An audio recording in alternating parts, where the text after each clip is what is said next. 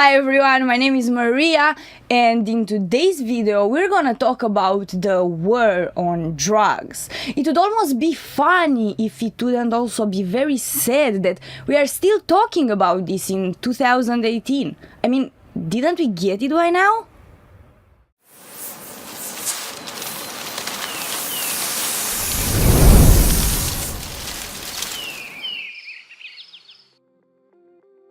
Okay, so if we look at the ideology of this war against drugs, if we look at the very basis of it, we will see that it is fundamentally mistaken. If you try to cover the effects without solving the cause first, meaning if you try to reduce the supply but without first reducing the demand, what's gonna happen? It's gonna be an increase on the price.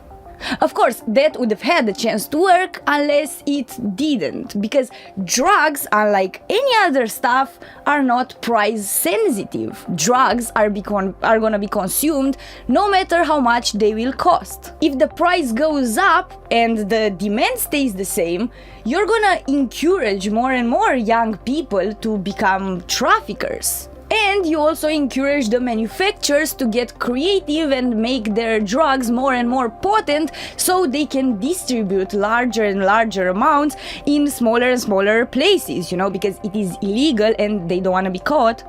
And not only this, but if you keep taking out the big guys, then more and more local businesses are gonna appear, because you have this thing that it's very expensive and also illegal, and no matter how many people you're gonna catch, someone is always gonna be there to take the opportunity.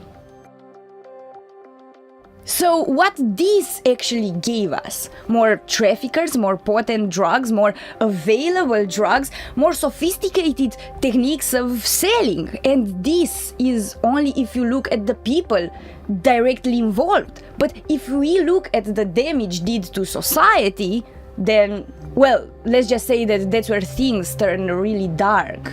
Huge rates of imprisonment, crime increasing, destroys communities, affects the lives of too many people in a way too invasive way. And not only this, but it also takes the main quantity of energy, time and resources of the police, and it's putting them on this matter, taking them the chance to deal with real issues of violent nature. The rates of homicide grew incredibly higher because of this war on drugs. And probably the saddest outcome of this war on drugs is the incarceration of non-violent drug offenders. Kids that sold a joint end up in prison and get out regular grown-up criminals, because, hey, you destroyed their lives, so why would you expect them to make yours easier? Gangs, cartels, of course, we created them. I mean, if these things would be legal, these people would lose their jobs. Gangs and cartels would become history. And of course, this is also a racist issue. Black kids are 10 times more likely to get arrested for drug offenses, but of course, all kids take just as many drugs. And now the big question. How many of these issues were created by drugs? And how many were created by the fight against them? And what about the human rights? It seems like we all have so many different opinions about this. But from my perspective, I think that it's mandatory to get on common ground with these beliefs, because it's an issue that regards all of us. I mean, today it's drugs, but tomorrow it could be food, it could be water, it could be medicine. Since when is the government supposed to take decisions regarding our own health? And if our health is part of the government's job, then why don't they also say the truth about the meat industry or talk about the issue with antidepressives in America? I mean, maybe I think that weed is the best antidepressive ever. Who are you to tell me what is best for my body? Of course, the pharmaceutical companies and the doctors who prescribe these medicines are gonna lose some money, but hey, I mean, maybe we really find the real issue here. But really now, what's the reasoning behind all this madness? I mean, did it ever make sense for anyone, ever?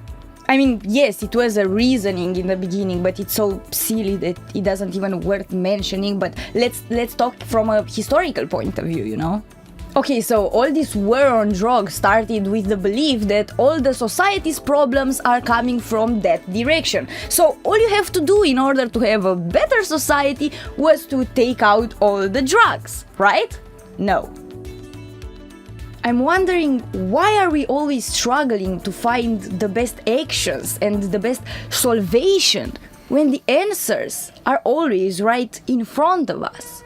We've been trying for decades to solve our issues with violence, and all we managed to do was to create more violence.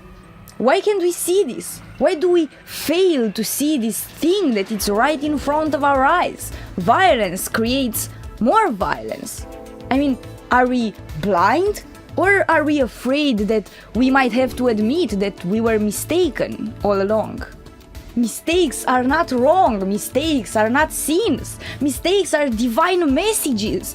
If we let them be, they're pointing out the next step in our evolution, meaning that we just have to fix them in order to create a better society.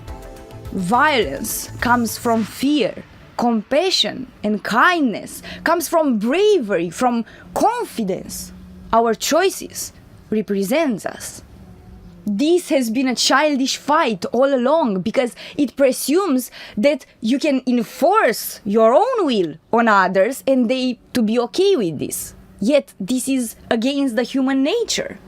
Tell someone that they're not allowed to do something and that's exactly what they're gonna do. I mean, only kids would fail to see the outcomes of this situation. A never-ending fight, the perpetuation of a cycle of violence that you say that you want to stop. This fight is against human rights. It produces misery and it costs vast amounts of money that we could use to end the world starvation, or to build hospitals in Africa, or to invest in research that could solve so many of our societal problems.